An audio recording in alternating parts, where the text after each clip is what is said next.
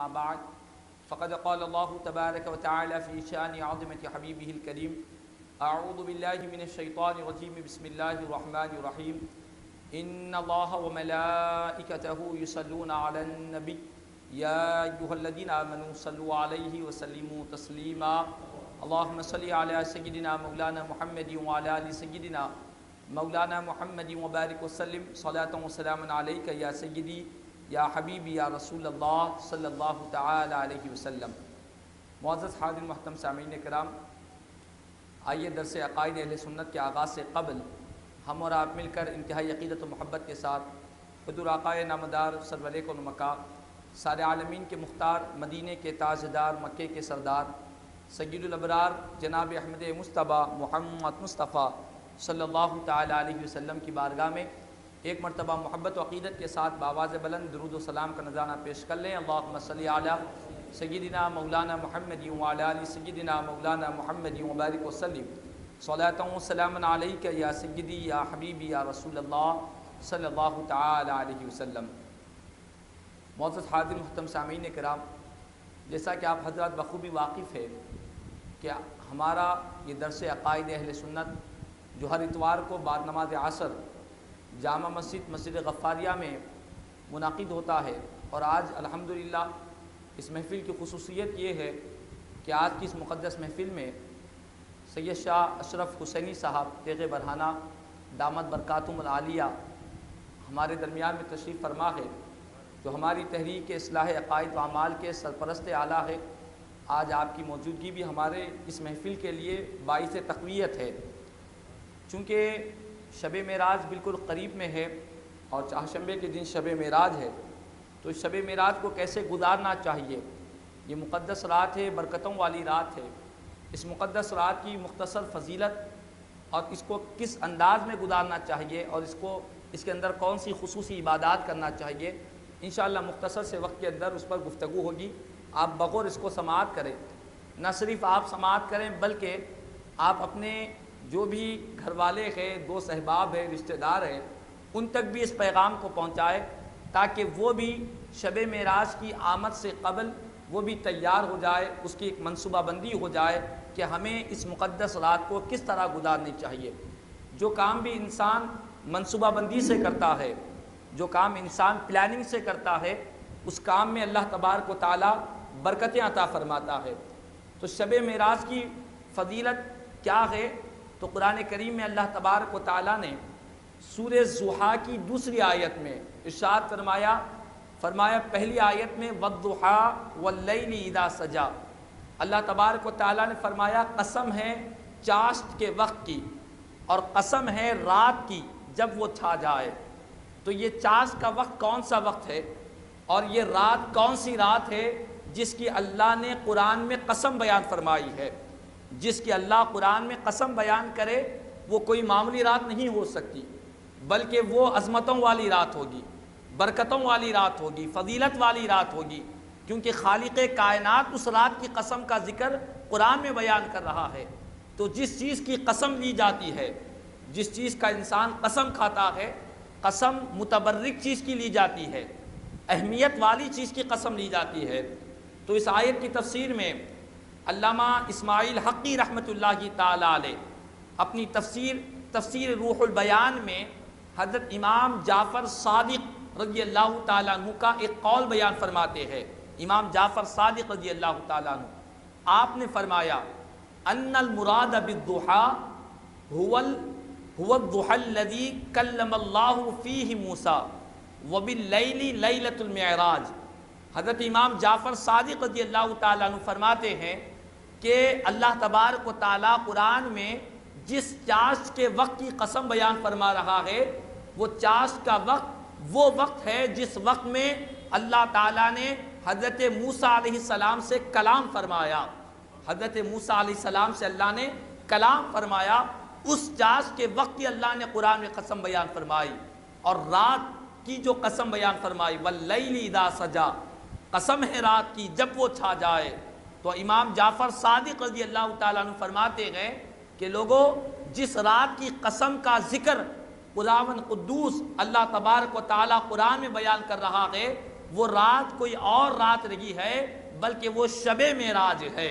معراج کی رات ہے جس کی قسم اللہ قرآن میں بیان فرما رہا ہے۔ تو معلوم یہ ہوا کہ اللہ تبارک و تعالیٰ جس رات کی قسم قرآن میں بیان کر رہا ہو وہ رات کوئی معمولی رات نہیں ہوگی، اس رات میں اللہ کی خوب برکتیں برسے گی، خدا کی رحمتیں لوٹے جائے گی، وہ رات بہت ہی عظمتوں والی رات ہے۔ اللہ نے قرآن میں شب معراج کی قسم کو بیان فرمایا، اور بعض مفسرین کرام نے ایک دوسری آیت کی تفسیر بیان کرتے ہوئے فرماتے ہیں اللہ تبارک و تعالیٰ نے دوسرے مقام پر ارشاد فرمایا قسم ہے رات کی جس رات میں سیر کرنے والا سیر کرے، اس رات سے بھی مراد وہ شب معراج ہے۔ تو اللہ تبارک و تعالیٰ شب معراج کی قسم قرآن میں بیان کر رہا ہے، تو یقیناً یہ رات بڑی برکتوں اور عظمتوں اور رحمتوں والی رات ہے، کوئی عام رات نہیں ہے۔ جس طرح آج بعض گمراہ جماعتیں کہتی ہے کہ وہ کوئی خصوصیت والی رات نہیں ہے، کوئی خاص جا کر عبادت کرنے والی رات نہیں ہے، یہ رات بڑی اہمیت والی رات ہے، کیونکہ اللہ قرآن میں قسم بیان کر رہا ہے۔ حدیث شریف میں نبی کریم صلی اللہ تعالیٰ علیہ وسلم نے اس رات کی اہمیت کو بتلایا، اس رات کی فضیلت کو بیان فرمایا۔ جو گمراہ لوگ بدعقیدہ جماعتیں اس رات کی اہمیت کو معمولی رات سمجھتے ہیں، عام راتوں کی طرح رات پیش کرنے کی ناپاک کوشش کرتے گئے، حدیث پاک ہے۔ امام بیہقی رحمۃ اللہ تعالیٰ علیہ نے شعب الایمان میں اس حدیث کو لکھا ہے، اور امام جلال الدین سیوطی رحمۃ اللہ تعالیٰ علیہ نے الجامع الکبیر میں اس حدیث پاک کو نقل فرمایا ہے، اور امام علی المتقی الہندی رحمۃ اللہ تعالیٰ علیہ نے اپنی حدیث کی کتاب کنز العمال میں اس حدیث کو نقل فرمایا ہے۔ حضرت شیخ عبدالحق محدث دہلوی رحمۃ اللہ تعالیٰ علیہ نے ما ثبت بالسنہ میں اس حدیث پاک کو نقل فرمایا ہے۔ 4 عظیم اور ضخیم حدیث کی کتابیں ہیں، ان کتابوں میں یہ حدیث پاک بیان کی گئی جو میں آپ کے گوشے گزار کر رہا ہوں۔ نبی کریم صلی اللہ تعالیٰ علیہ وسلم نے ارشاد فرمایا، حضرت سلمان فارسی رضی اللہ تعالیٰ عنہ اس حدیث کے راوی ہے، پیارے آقا کریم صلی اللہ علیہ وسلم نے ارشاد فرمایا فی رجب یوم و لیلۃ من صام ذلک اليوم وقام تلک اللیلۃ کان کمن صام 100 سنۃ وقام 100 سنۃ۔ نبی کریم صلی اللہ علیہ وسلم نے ارشاد فرمایا کہ لوگوں، رجب کے مہینے میں، آپ اور ہم جس مہینے میں ہیں یہ رجب کا مہینہ ہے، آقا فرماتے ہیں کہ لوگوں رجب کے مہینے میں اللہ نے ایک دن رکھا ہے اور ایک رات رکھی ہے، اور آقا کریم صلی اللہ علیہ وسلم نے فرمایا کہ جس نے اس دن میں روزہ رکھا، اس دن میں روزہ رکھا تو اللہ تبارک و تعالیٰ اس ایک روزے کے بدلے 100 سال کے روزوں کا ثواب عطا فرمائے گا، 100 سال کے روزوں کا ثواب عطا فرمائے گا۔ اور ایک رات رکھی ہے، جس نے اس رات میں قیام کیا، قیام سے مراد عبادت کیا، نماز پڑھا، قرآن کی تلاوت کیا، اپنے گناہوں سے معافی مانگا، درود و سلام پڑھا، جو بھی نیک اور جائز کام اس میں کیا، تو آقا فرماتے ہیں کہ رجب کے مہینے میں ایک رات ہے، جو کوئی شخص اس رات میں عبادت کرے گا، قیام کرے گا، اللہ تبارک و تعالیٰ ایک رات میں عبادت کرنے پر 100 سال کی راتوں میں اللہ کی عبادت کرنے کا ثواب عطا فرمائے گا، 100 سال کی عبادت کی ثواب عطا فرمائے گا۔ تو معلوم یہ ہوا کہ ایک دن جو 100 سال کے روزوں کے برابر اللہ تعالیٰ ثواب عطا فرمائے گا، اور ایک رات ہے جو 100 سال کی عبادت کا ثواب عطا فرمائے گا، وہ کون سا ہے؟ تو آقا نے خود فرمایا وَهُوَ لِثَلَاثٍ بَقِينَ مِن رجب، فرمایا کہ وہ کوئی اور رات نہیں ہے بلکہ وہ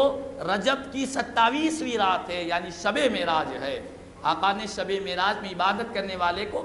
100 سال کی عبادت کا ثواب اللہ تعالیٰ عطا فرمائے گا۔ اور آقا نے فرمایا کہ دوسرا جو دن آتا ہے، یعنی شب معراج گزرنے کے بعد جو دوسرا دن آتا ہے، اس دن جو روزہ رہتا ہے اس کو 100 سال کے روزوں کا ثواب عطا فرمائے گا۔ یہ حدیث پاک ہے، اور اس حدیث پاک کو جلیل القدر محدثین کرام نے اپنی حدیث کی کتابوں میں نقل فرمایا ہے۔ تو معلوم یہ ہوا کہ ہم کو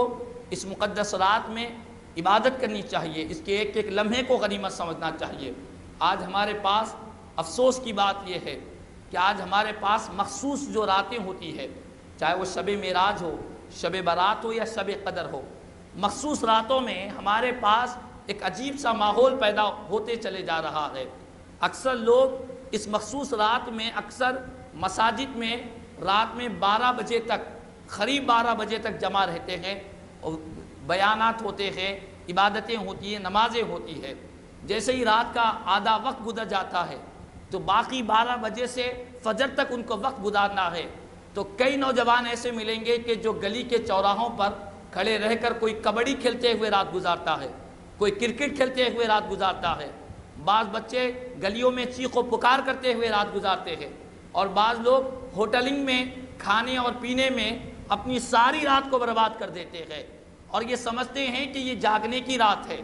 یہ جاگنے کی رات ہے، اس میں کچھ کرے یا نہ کرے بہرحال ہم کو جاگنا ہے، جاگنے میں کمال ہے۔ نہیں، ہرگز نہیں ہے، یہ جاگنے کی رات نہیں ہے، یہ حقیقت میں عبادت کرتے ہوئے جاگنے کی رات ہے، قرآن کی تلاوت کرتے ہوئے جاگنے کی رات ہے، نماز پڑھتے ہوئے جاگنے کی رات ہے، اپنے گناہوں سے توبہ اور استغفار کرتے ہوئے جاگنے کی رات ہے، گھروں میں دینی ماحول اور ذکر و اذکار کا ماحول پیدا کرتے ہوئے جاگنے کی رات ہے، لوگوں کو تکلیف دیتے ہوئے، عبادت کرنے والوں کی عبادت میں خلل پیدا کرتے ہوئے، روڈوں پر چیخ و پکار کرتے ہوئے، ایسے جاگنے سے بہتر سو جانا بہتر ہے۔ کسی کو تکلیف دینے سے بہتر سو جانا بہتر ہے، آرام کر لینا بہتر ہے، لیکن کسی کو تکلیف نہیں دینی چاہیے۔ تو بالخصوص میں نوجوانوں سے گزارش کرتا ہوں کہ خدا را یہ رات بڑی اہمیتوں والی راتیں ہوتی ہے، مقدس راتیں، متبرک راتیں جو ہوتی ہے، یہ وہ راتیں ہوتی ہے کہ اللہ کی رحمتیں برستی رہتی ہے،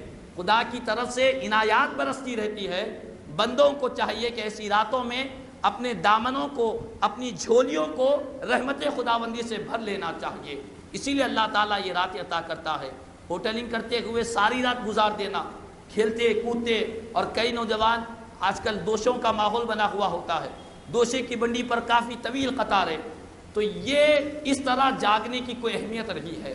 جاگنا ہے تو عبادت کرتے ہوئے، توبہ کرتے ہوئے، استغفار کرتے ہوئے۔ اگر ہم نے اپنی سابقہ زندگی میں کبھی والدین کا دل توڑا ہے تو اپنے والدین سے معافی مانگتے ہوئے جاگنا ہے، اپنے والدین کو خوش کرتے ہوئے جاگنا ہے۔ کسی دوست کو ہم نے کبھی گالی دے دی تھی، وہ کبھی ہم سے ناراض ہو گیا ہے تو اس سے معافی مانگ کر اس کے دل کو خوش کر دینا چاہیے، کیونکہ یہ رات آپس میں ملانے والی رات ہے، برکتوں والی رات ہے۔ تو اس رات میں جہاں تک ہو سکے شیطانی مکر و فریب سے اپنے آپ کو بچائے، اور بالخصوص نوجوانوں کے ساتھ ساتھ سرپرست حضرات سے میری گزارش ہے، جو گھر کے سرپرست ہے اور جو گلی کے، محلے کے، اور جو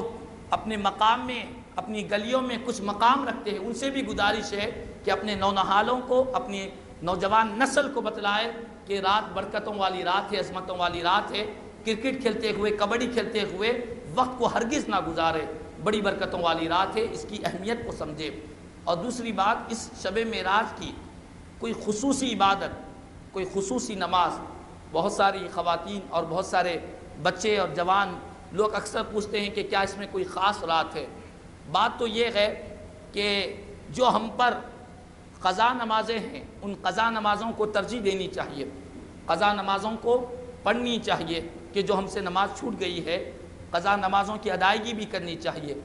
کچھ فرض نمازیں فجر کے، کچھ ظہر کی قضا، کچھ عصر کی قضا، کچھ مغرب کی، کچھ عشاء کی قضائیں ہونی چاہیے، اور اللہ سے دعا بھی مانگنی چاہیے کہ مولا جو بچ چکی ہیں اس کو بھی پوری کرنے کی توفیق عنایت کر، اور ساتھ ہی یہ بھی دعا کرنی چاہیے کہ آئندہ کبھی ہم سے کوئی نماز قضا نہ ہونے پائے۔ یہ بنیادی بات ہے۔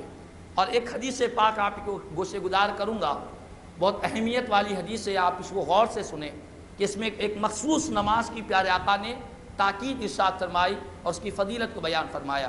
اس حدیث پاک کو جو میں آپ کو گوشے گزار کر رہا ہوں، یہ حدیث پاک امام جلال الدین سیوطی رحمۃ اللہ تعالیٰ علیہ، جو 10ویں صدی ہجری کے عظیم محدث اور عظیم مفسر گزرے ہیں، انہوں نے اپنی کتاب جامع الاحادیث میں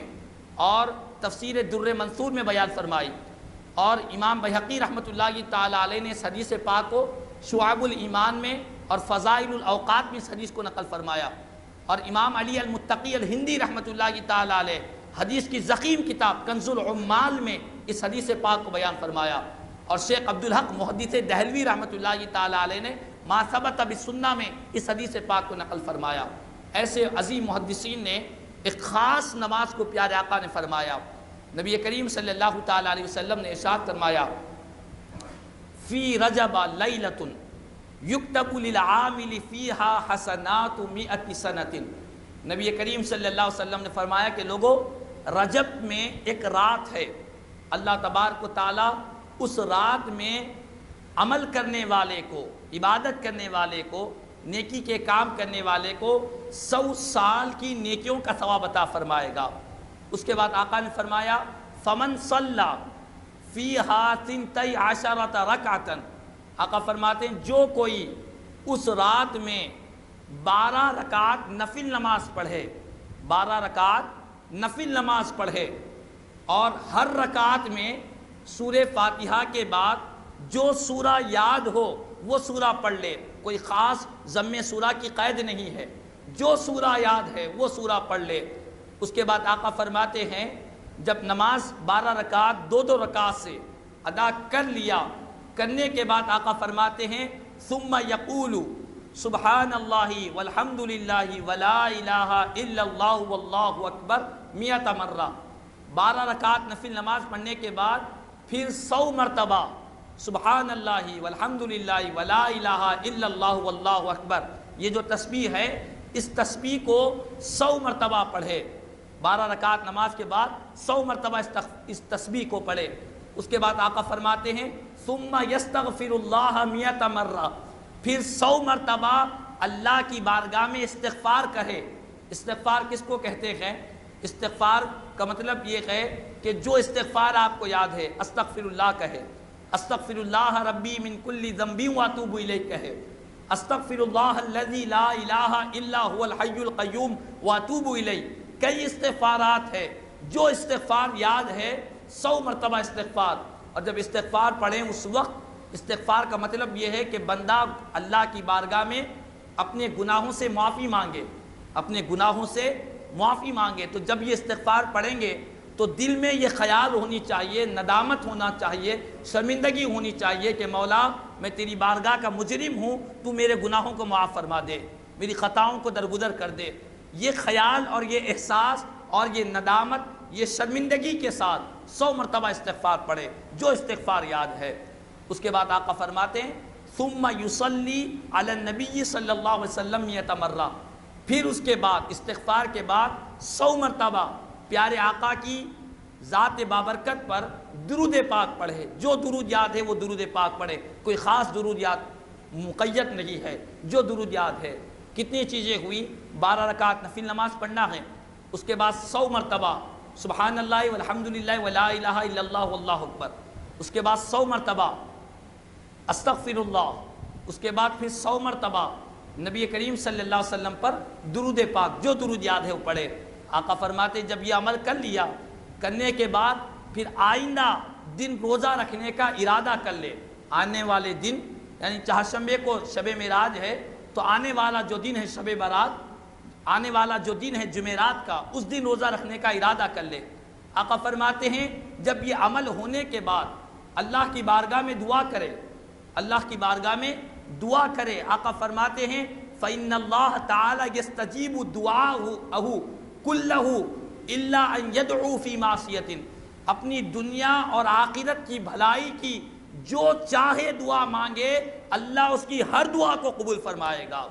دنیا اور آخرت کی بھلائی کی، دنیا اور آخرت کے خیر کی، دنیا اور آخرت کے جائز کاموں کی جو چاہے دعا مانگے، اللہ تعالیٰ اس کی ہر دعا کو ضرور قبول فرمائے گا. یہ حدیث پاک ہے، پیارے آقا نے بیان فرمایا. تو آج کتنی ضرورت ہے، آج ہم اپنے مسائل کے لیے، کوئی دنیا کے مسائل میں پریشان ہیں، کوئی آخرت کے مسائل کی فکر میں ہے. آقا فرماتے ہیں کہ اے میرے امتیوں، اللہ نے میرے صدقے میں تم کو شب معراج عطا کی ہے، اس رات کی اہمیت کو سمجھو، اس رات میں اسی طرح نماز پڑھو جو میں نے بیان کیا ہے. آقا فرماتے ہیں جو چاہے دعا کرو، دنیا کی بھلائی کی، اپنے والدین کے لیے، اپنے پڑوسیوں کے لیے، دنیا کے کونے کونے پر جہاں جہاں مسلمانوں پر ظلم ہو رہا ہے، معصوم بچوں پر ظلم و ستم کے پہاڑ توڑے جا رہے ہیں،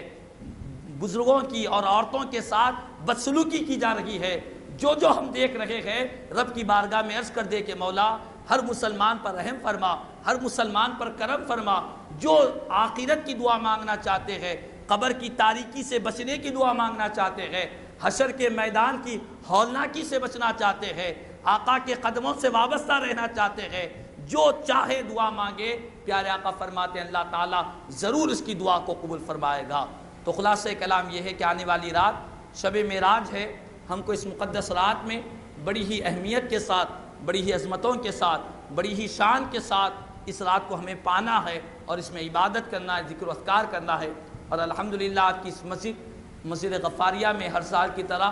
اس سال بھی الحمدللہ نعت رسول پاک صلی اللہ علیہ وسلم کی مقدس محفل سجائی جا رہی ہے۔ آپ حضرات ضرور نعت پاک کی محفل میں ضرور شرکت کریں۔ اللہ تبارک و تعالیٰ پیارے آقا کی نعتوں کو سننے والے، سنانے والے، ان پر خدا کی ہر وقت رحمتیں برستی رہتی ہے۔ آقا نے ان کے لیے دعا فرمائی ہے جو حضور کی نعت کو بیان فرماتے ہیں۔ فرمایا اللہم ایدہ بروح القدس، اے اللہ جبریل امین کے ذریعے میری نعت پڑھنے والے حسان بن ثابت کی تو مدد فرما۔ آقا نے دعا فرمائی تو شارحین فرماتے ہیں صرف حضرت حسان بن ثابت ہی کی نہیں ہے، بلکہ قیامت تک جتنے غلامان مصطفیٰ، عاشقان مصطفیٰ حضور کی مدح ثنائی کرتے رہیں گے، اللہ کے رسول صلی اللہ علیہ وسلم کی یہ دعا اس کے حق میں ضرور قبول ہوتی رہے گی۔ تو اس مہینے کو غنیمت سمجھے اور بالخصوص آنے والی شب معراج کو آنے سے پہلے ہی پلاننگ کر لے، منصوبہ بندی کر لے، دوست احباب بھی خیال کر لے کہ ہم ساری رات عبادت کریں گے۔ ہاں کچھ دیر کے لیے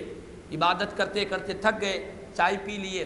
کچھ دیر کے لیے اگر آرام کرنا چاہے، مختصر سے وقت کے لیے آرام بھی کرنا چاہے تو یہ کوئی خراب بات نہیں ہے، لیکن شور شرابہ کرنا، ساری رات کھیل کود میں گزار دینا، کھانے پینے میں گزار دینا، تو یہ غفلت والی بات ہوگی۔ کچھ دیر کے لیے کچھ کھانے کے لیے اٹھنا، چائے پینا، پھر بیٹھنا، عبادت کے اندر چستی پیدا کرنے کے لیے، اس نیت کے ساتھ اگر کوئی کھاتا بھی ہے تو کھانے پر بھی ثواب ملتا ہے، پیتا بھی ہے تو پینے پر بھی ثواب ملتا ہے، لیکن عبادت کی نیت ہونی چاہیے، خیر کے کام کی نیت ہونی چاہیے۔ اللہ تبارک و تعالیٰ سے دعا ہے اللہ تبارک و تعالیٰ ہم تمام کو پیارے آقا کریم صلی اللہ تعالیٰ علیہ وسلم کی اس آنے والی شب معراج میں ہمیں جی بھر کر اللہ کی عبادت و بندگی کرنے اور آقا کریم صلی اللہ علیہ وسلم کی غلامی کرنے کی توفیق عطا فرمائے۔ مولا تبارک و تعالیٰ اپنے فضل و کرم سے آنے والی شب معراج کو ہمیں خوب رحمتیں، برکتیں، رب کی بارگاہ سے سعادتیں لوٹنے کی توفیق عطا فرمائے، ہمیں اس مقدس شب معراج کو حاصل کرنے کی توفیق عطا فرمائے۔ آمین ثم آمین، واخر دعوانا الحمدللہ رب العالمین۔